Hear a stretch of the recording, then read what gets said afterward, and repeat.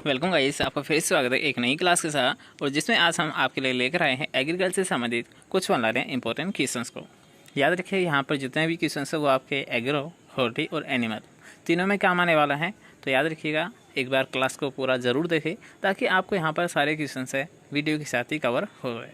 ठीक है, तो जो भी यहाँ पर नई स्टूडेंट है वो चैनल को सब्सक्राइब जरूर कर ले और साथ में जो बेल आइकन आएगा, मतलब घंटे का जो आइकन आता है, इसे प्रेस ज़रूर कर दे ताकि आने वाली जितनी भी क्लासेज है वो आपको नोट के साथ साथ मिलती रहे। ठीक है, तो चलिए क्लास को स्टार्ट करते हैं। तो आज का हमारा फर्स्ट क्वेश्चन है, याद रखिएगा यहाँ पर आपको दो टर्म देखने को मिलते हैं, एक होता है फोरेज, एक होता है फोडर। ठीक है, एक होता है फोडर, एक होता है फोरेज। तो इनमें दोनों में डिफरेंस क्या होता है? बाई चांस आपको पूछ सकता है कि फोडर क्या होता है, फोरेज क्या होता है। तो याद रखिएगा, बीज को हटाने के बाद, मतलब ऐसा चारा जिसमें बीज नहीं पाए जाते हैं उसको तो बोलते हैं हम फोरेज, और ऐसा चारा जिसमें याद रखिएगा बीज पाए जाते हैं तो उसको हम बोलते हैं फोडर। दोबारा से देख लीजिए कि फोरेज का मतलब होता है बीज रहित चारा, और बीज युक्त चारा क्या कहलाएगा? जिसमें बीज पाया जाता है उसे क्या कहेंगे? उसे हम बोलेंगे फोडर। ठीक है, याद रखिएगा दोनों टर्म एक दूसरे से संबंधित है। नेक्स्ट क्वेश्चन की यहाँ पर बात करेंगे कि शरीर से प्रभाविता किस में पाई जाती है। आप ऐसे मान सकते हो, टॉप डोमिनेंस आपने देखा होगा। याद रखिएगा, ये एक गणना है, इसका एक प्रमुख डिसऑर्डर पे आप मान सकते हो। ठीक है, कि टॉप डोमिनेंस होता है, ये मुख्यतः याद रखिए गन्ने में पाया जाता है। किस में पाया जाता है? टॉप डोमिनेंस या फिर शीर्ष प्रभाविता, याद रखिए ये पाया जाता है गन्ने में पाया जाता है, शुगर कैन में पाया जाता है। शुगर कैन से आपके काफ़ी इंपॉर्टेंट क्वेश्चंस बनते हैं, जैसे कि अर्थिंग आप कब करते हैं। तो अर्थिंग अप की मुख्यतः याद रखिए 40 दिन बाद में की जाती है, चाहे वो आलू हो, आप मूंगफली ले सकते हो, आप गन्ना ले सकते हो, सभी में याद रखिए अर्थिंग अप मतलब मिट्टी चढ़ाने का कार्य किया जाता है। तीन यहाँ पर टर्म याद रखिएगा, एक होता है अर्थिंग अप जो कि 40 दिन बाद में किया जाता है, एक होता है पेगिंग।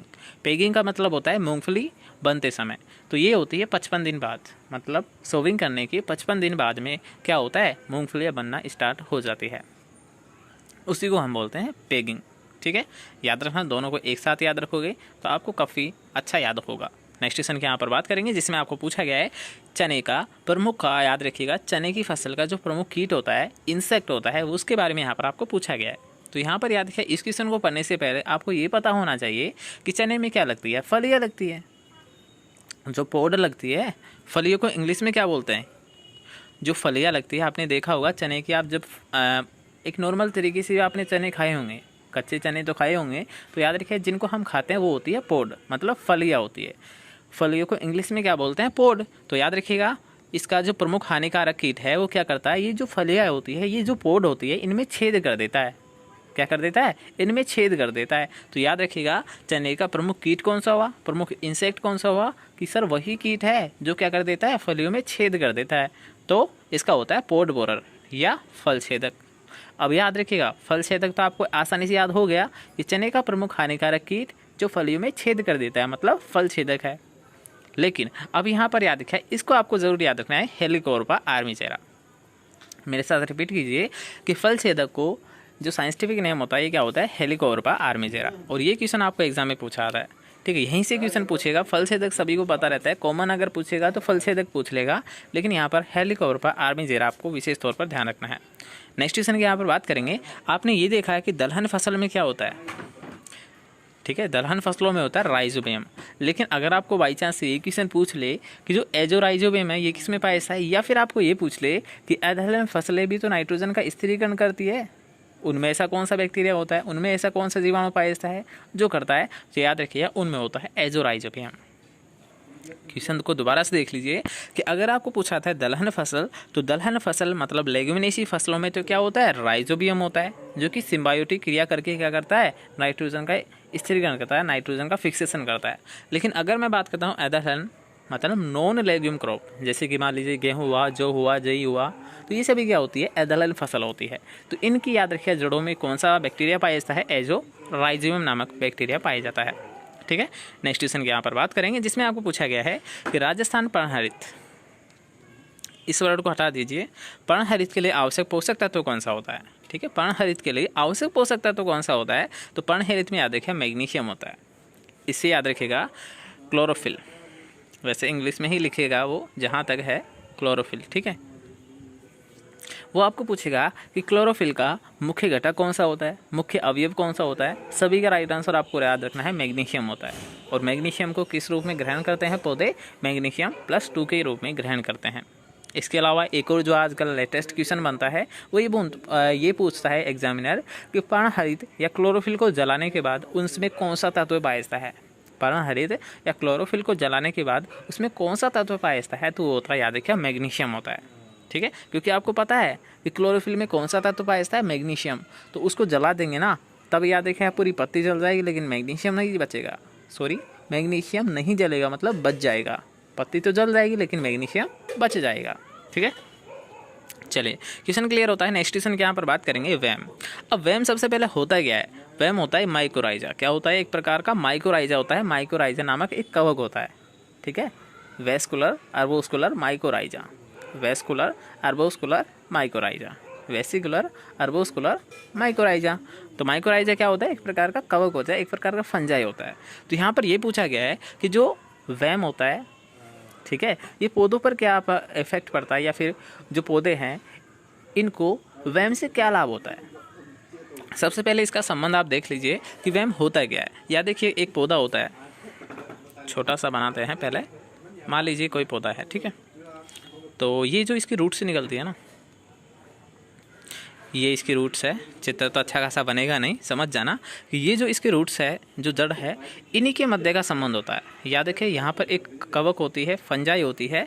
इस कवक और इन रूटों के मध्य जो संबंध होता है वही कहलाता है वैम। क्या कहलाता है, वैम कहलाता है। ठीक है, रूट और फंजाई के मध्य का जो संबंध होता है वही होता है वैम। ठीक है, अब ये क्या करता है, याद रखिएगा कि ये जो फंजाई है ना, ये रहती तो यहाँ पर है, किस में रहती है, रूटों के मध्य ही रहेगी। मतलब ये इसमें रहने का काम करती है। इसका घर का कार्य कौन करता है, रूट करती है। पौधों की जो जड़ें है ना, इस फंजाई को रहने का स्थान देती है, या फिर इसको पोषण भी देती है। खाने का भी तो स्रोत है ना ये। लेकिन इसके बदले में ये भी क्या देता है, इसे फंजाई भी कुछ देगा। भाई अगर आप रह रहे हो यहाँ पर तो हमें भी कुछ देना होगा, तभी वो रखेगा, नहीं तो अदरवाइज़ वो रखेगा नहीं यहाँ पर। तो ऐसा क्या करता है, या देखिए जो कवक होता है ये पौधों को क्या करता है, जो फास्फोरस होता है ना, अगर नेचुरल कंडीशन में देखते हैं फास्फोरस मृदा में क्या होता है, स्थिर होता है, मतलब पौधों को वो प्राप्त नहीं होता है। तो इन पौधों को प्राप्त करने के लिए जो काम करता है वो करता है ये फंजाई, कि भाई आपको ये फास्फोरस नहीं मिल रहा है, लेकिन कोई टेंशन आप मत लीजिए, मैं हूँ ना। मतलब कवक कहता है पौधे से कि मैं हूँ ना, कोई दिक्कत नहीं है। मैं क्या करूँगा, ये जो फास्फोरस पड़ा है ना, इसे मैं घुलनशील अवस्था में कर दूंगा, जिससे कि आप इसे आसानी से ग्रहण कर पाओगे। ठीक है, तो इससे हमारा निष्कर्ष निकलता है कि याद रखिएगा फंजाई क्या करता है, पौधों को फास्फोरस उपलब्ध करवाता है। ठीक है, फास्फोरस को उपलब्ध करवाता है। याद हो चुका है, क्लियर।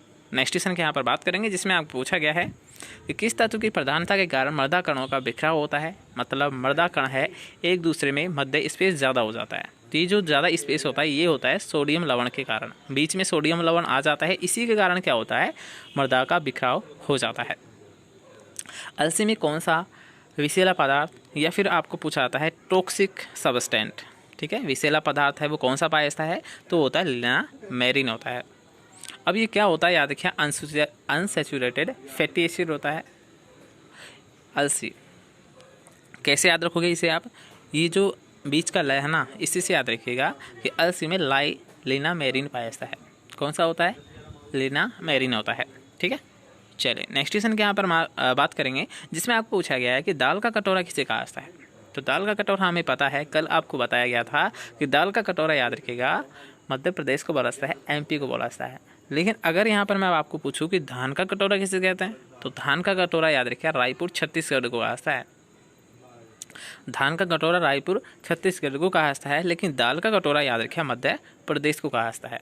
ठीक है, नेक्स्ट क्वेश्चन की यहाँ पर बात करेंगे, जिसमें आपको पूछा गया है कि अमोनिया को नाइट्रेट में कौन सा जीवाणु बदलता है, नाइट्राइट को नाइट्रेट में कौन सा जीवाणु बदलता है।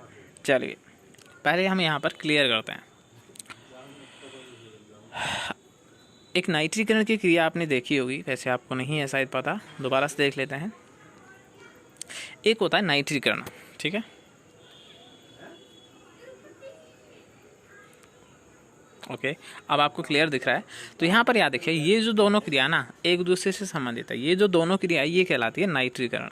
क्या कहलाती है? नाइट्रीकरण कहलाती है। अब इसे समझिए, इसमें होता क्या है। नाइट्रीकरण है, आपने देखा होगा धान में हम क्या देते हैं? अमोनिया देते हैं। तो उसी से याद रखिएगा कि मान लीजिए आपने खेत में क्या दे दिया? अमोनिया दे दिया। तो सबसे पहले याद रखिएगा जो जीवाणु पड़ा है वहाँ पर, कौन सा जीवाणु है? नाइट्रोसोमोनास है। ये जीवाणु क्या करेगा? इस अमोनिया को तोड़ देगा। किस में तोड़ेगा? ये तोड़ेगा नाइट्राइट में। ये तोड़ेगा नाइट्राइट में। याद रखिए, क्रम आपको ध्यान रखना है कि अमोनिया को नाइट्राइट में कौन बदलता है? नाइट्रोसोमोनास बदलता है। इसके बाद में क्या होता है? ये जो नाइट्रेट बना है ये क्या करता है? ये जो नाइट्राइट बना है ये भी तो कन्वर्ट होता है किसमें? नाइट्रेट में होता है। किस में होता है? नाइट्रेट में होता है। नाइट्रेट में होता है। अब यहाँ पर एक सिंपल सी ट्रिक बताऊंगा, ध्यान दिया तो आपको याद हो जाएगा, अदरवाइज नहीं होगा, इसलिए ध्यान देना, ठीक है। अब हमने सबसे पहले क्या किया? खेत में हमने दिया था अमोनिया, दे दिया, उससे क्या बना? नाइट्राइट बना था। उसके बाद में हमने क्या किया? मतलब कुछ नहीं है, एक सिंपल सी प्रोसेस थी, अमोनिया बना था नाइट्राइट में। लेकिन नाइट्राइट भी तो कुछ में बदलेगा ना, क्योंकि नाइट्राइट तो पौधा ले नहीं सकता, तो पौधा लेगा नाइट्रेट, तो ये नाइट्राइट जो होता है ये नाइट्रेट में बदल जाता है ताकि इसे पौधे अवशोषण कर पाए। अब ये जो क्रिया होती है पीछे वाली, मतलब बेक वाली, तो इसको करता है नाइट्रोबैक्टर। समझ आ रहा है कुछ? कि पहली क्रिया ये है, इसके बाद की क्रिया ये है। मतलब पहली क्रिया के बाद में, बाद को याद रखना, बाद का मतलब बेक, तो बेक सेकंड क्रिया है, बेक में हो रही है, तो मतलब याद रखिएगा नाइट्रोसोमोनास फर्स्ट वाली है और सेकंड वाली है, मतलब बाद में हो रही है, बाद को कहते हैं बेक। तो नाइट्रोबैक्टर किस में होता है? मतलब नाइट्राइट को नाइट्रेट में बदलने का कार्य बैक्टर करता है। और आसानी से याद हो जाएगा, बाद मतलब पीछे, पीछे मतलब बेक, तो बेक में कौन होती है? नाइट्राइट को नाइट्रेट में बदलता है। कौन बदलता है? नाइट्रोबैक्टर ही तो बदलता है। अब कंफ्यूज नहीं होगा, वैसे सभी याद तो करते हैं लेकिन उनको कंफ्यूज रहता है, तो इस तरीके से आप याद करोगे तो आपको कोई कंफ्यूज यहाँ पर नहीं रहेगा और आपका क्वेश्चन सही हो जाएगा, ठीक है। ये जो दोनों प्रोसेस है ये क्या कहलाती है? नाइट्रीकरण कहलाती है। क्या कहलाती है? नाइट्रीकरण कहलाती है। चलिए अब नेक्स्ट क्वेश्चन की यहाँ पर बात करेंगे कि किस राज्य में उर्वरकों का सबसे कम उपयोग किया जाता है? तो सबसे कम किया जाता है अरुणाचल प्रदेश में और सर्वाधिक किया जाता है, ये किया जाता है पंजाब में। अब हम बात करते हैं कि पौधों को कौन सा जल है, ये मृदा जल है वो प्राप्त होता है, या फिर जो लेते हैं पौधे वो किस जल को लेते हैं? वो लेते हैं केसिका जल को, जिसे हम बोलते हैं अवेलेबल वाटर, जिसे हम क्या बोलते हैं? अवेलेबल वाटर भी जिसे हम बोलते हैं। नेक्स्ट क्वेश्चन की यहाँ पर बात करेंगे, कपास की रेशे में महीनता किसे मापते हैं? तो याद रखिए माइक्रोनाइर से मापते हैं। किससे मापते हैं?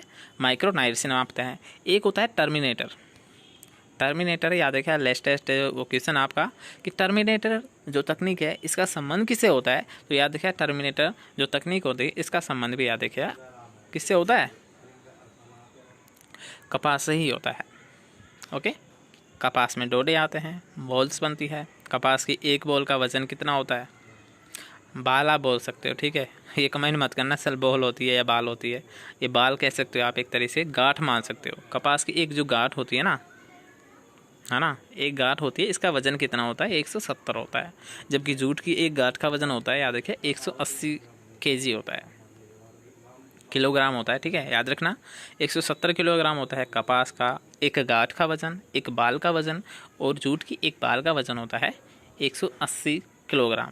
इसके बाद में याद रखा पटसन, तो पटसन जिसे हम बोलते हैं मेस्टा, क्या बोलते हैं? मेस्टा। तो मेस्टा की एक गांठ का वजन होता है 181 किलोग्राम। तीनों को एक सीरीज में याद रखना कि 170 होता है कपास का, 180 होता है जूट का, 181 होता है पटसन का।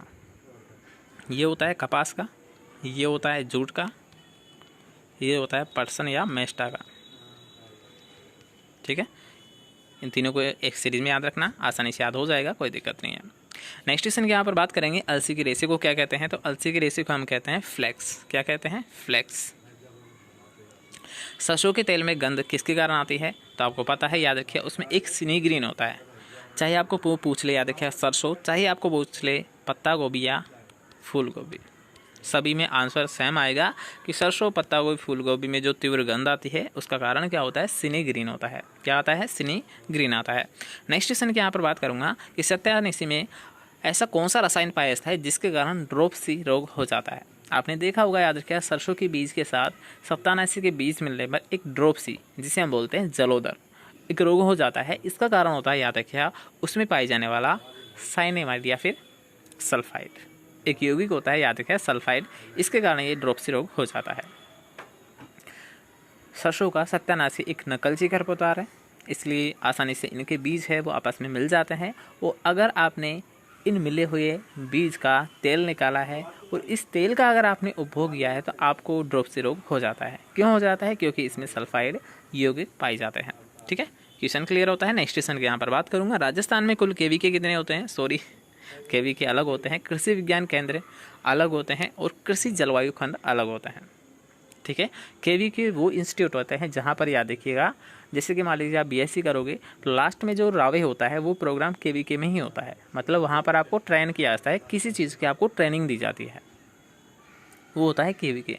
लेकिन यहाँ पर हम बात करें कृषि जलवायु खंड, मतलब प्रदेश को कितने भागों में बांटा गया है उसको हम बोलते हैं कृषि जलवायु खंड। तो इसे बांटा गया है, याद रखिए, राजस्थान को 10 भागों में और भारत को बांटा गया है 15 भागों में। राजस्थान इन 15 में से कौन से में आता है? तो 8, 9 और 14। 8, 9 और 14 याद रखना। भारत के जो जलवायु खंड है उनमें राजस्थान किस किस खंड में आता है? 8 में आता है, 9 में आता है और 14 में आता है। ठीक है, चलिए नेक्स्ट क्वेश्चन है। अभी आपको बता दिया है, राजस्थान में 10 होते हैं, भारत में होते हैं 15, और राजस्थान इन 15 में से कौन कौन से में आता है? 8, 9 और 14 में आता है। नेक्स्ट क्वेश्चन की यहाँ पर बात करूंगा कि राजस्थान में किस मृदा का क्षेत्रफल सबसे अधिक होता है? तो वो होता है एडिसोल्स का। पवन चक्की चलने के लिए न्यूनतम गति कितनी होनी चाहिए? तो ये होनी चाहिए 16 मील प्रति घंटे, या फिर हम बोल सकते हैं 25.6 किलोमीटर प्रति घंटे हवा की स्पीड होनी चाहिए। तभी जाकर जो पवन चक्की है वो अच्छे से वर्क कर पाएगी और पवन चक्की को हम अच्छे से इस्तेमाल भी कर पाएंगे। पवन चक्की का मतलब यहाँ पर है एनर्जी से, ऊर्जा से। ठीक है, तो ऊर्जा हमें तभी मिलेगी जब जो पवन चक्की है उसकी एक न्यूनतम लिमिट है। मतलब अगर इससे कम स्पीड हुई तो पवन चक्की अच्छे से काम नहीं करेगी और हमें एनर्जी नहीं मिलेगी। एनर्जी वो मत मान लेना, खाने से जो एनर्जी मिलती है वो नहीं। जैसे कि मान लीजिए कोई किसी प्रकार के आप लाइट को पैदा कर रहे हो तो वह यहाँ पर एनर्जी का काम करेगी। ठीक है, चलिए नेक्स्ट क्वेश्चन की यहाँ पर बात करूँगा, जिसमें आपको पूछा गया है कि 100 kg इसबगोल से कितनी भूसी प्राप्त की जा सकती है। काफ़ी इंपॉर्टेंट क्वेश्चन है, कई बार आपको एग्जाम में पूछा गया है, तो इसका याद रखिएगा 70-30। ठीक है, 70-30। तो 30% क्या होता है? उसमें भूसी होती है। क्या होती है? भूसी होती है। और 70% उसमें बीज होता है। शायद इसमें कुछ गलत है, मिस्टेक है। 30%, 25-75 भी होता है इसमें। 1 मिनट चेक करना पड़ेगा इसे। ठीक है, ये रेशियो याद रखना, 28-30 वैसे कम है। एक एग्ज़ाम में आपको पूछा गया था, तब आपका राइट आंसर क्या माना गया था? 25-75। ठीक है, मतलब बीज और रेशे का जो अनुपात है, बीज और भूसी का जो अनुपात माना गया था वो माना गया था 25/75। तो ये याद रखिएगा। आप ये भी याद रख सकते हो, ऑप्शन के ऊपर ये डिपेंड करेगा, वो आपको 25 दे रहा है या फिर वो आपको 30 दे रहा है। ठीक है, अगर आपको 25-75 ऑप्शन में देखने को मिलता है तो बिल्कुल आपको यहाँ पर ही क्लिक करना है, क्योंकि ये एग्ज़ाम में पूछा जा चुका है और वहाँ पर इसका राइट आंसर 25-75 ही माना था। ठीक है, याद रखना। नेक्स्ट क्वेश्चन की यहाँ पर बात करूँगा कि डेपोक विधि में कितने दिनों में धान का जो पौध है वो तैयार हो जाता है? किसमें? खेत में ट्रांसफ़र करने के लिए। तो वो हो जाता है, याद रखिए, 11 से 14 दिनों में। मतलब याद रखिए, सबसे पहले हम क्या करते हैं? धान में एक नर्सरी तैयार करते हैं। नर्सरी याद रखिए, बहुत सारे इसके मेथड होते हैं, जैसे कि शुष्क क्यारी विधि, गीली क्यारी विधि, डेपोक विधि, SRI मेथड। ठीक है, ये बहुत सारे मेथड है जो कि धान में अपनाए जाते हैं नर्सरी को तैयार करने के लिए। तो उसी में से एक है डेपोक विधि। तो डेपोक विधि में सबसे कम समय लगता है, सबसे कम क्षेत्रफल लगता है, सबसे कम समय लगता है। 25 से 30 मीटर स्क्वायर इसमें क्षेत्रफल लगता है नर्सरी को तैयार करने के लिए। ठीक है, अब यहाँ पर हम बात करेंगे, याद रखिएगा, कि इसमें जो पौध है ये खेत में ट्रांसफ़र करने के लिए कितने दिनों में तैयार हो जाती है? तो मात्र याद रखिएगा 11 से 14 दिनों में ये तैयार हो जाती है। सबसे कम समय लगता है 11 से 14 दिनों में। सामान्य तौर पर देखा जाए तो 20 से 30 दिन लगते हैं, लेकिन इसमें सबसे कम समय लगता है, मात्र 11 से 14 दिन का समय लगता है। ठीक है, एक क्वेश्चन यहाँ पर पूछा गया था धान से संबंधित कि जो FRI विधि होती है, FIRV जो विधि होती है इसमें सीड रेट कितनी रखी जाती है, तो इसमें जो सीड रेट रखी जाती है ये रखी जाती है 75 kg प्रति हेक्टेयर। कितनी रखी जाती है? 75 किलोग्राम प्रति हेक्टेयर इसकी सीड रेट रखी जाती है। किसकी? धान की रखी जाती है। याद रखना, ये भी क्वेश्चन काफ़ी इंपॉर्टेंट है। नेक्स्ट क्वेश्चन की ओर बढ़ेंगे, इससे पहले हम देख लेते हैं कि कितने क्वेश्चन हमारे बाकी है, क्योंकि ज़्यादा लेंथी हमारी क्लास होने वाली है। तो बाकी के क्वेश्चन हम कल की क्लास में क्लियर करेंगे और इसकी PDF आपको कल मिलेगी। जब ये क्लास कंप्लीट हो जाएगी इसके बाद में आपको PDF ये टेलीग्राम पर दे दी जाएगी, डोंट वरी, ठीक है। इसलिए बार बार मैसेज ना करें सर PDF दे दो। तो आज हमने PDF बनाई है, कुछ क्वेश्चंस यहाँ पर ऐड किए हैं, ये PDF आपको डाल दी जाएगी टेलीग्राम पर। व्हाट्सएप पर भी मिल जाएगी, अगर आप व्हाट्सएप से ऐड हो तो वहाँ पर भी आपको मिल जाएगी और टेलीग्राम पर भी आपको मिल जाएगी। कॉल करने की ज़रूरत नहीं है, कॉल करने से आप परेशान हो रहे हो, मैं भी परेशान हो रहा हूँ। तो कॉल नहीं किया करो, केवल मैसेज कर दिया करो, सर जी हमें ये प्रॉब्लम है, या फिर कमेंट कर दिया करो, ठीक है। कॉल मत किया करो यार, समझा करो। चलिए फिर मिलते हैं नेक्स्ट क्लासेस। जब तक के लिए अच्छे से पढ़िए, अच्छे से रहिए।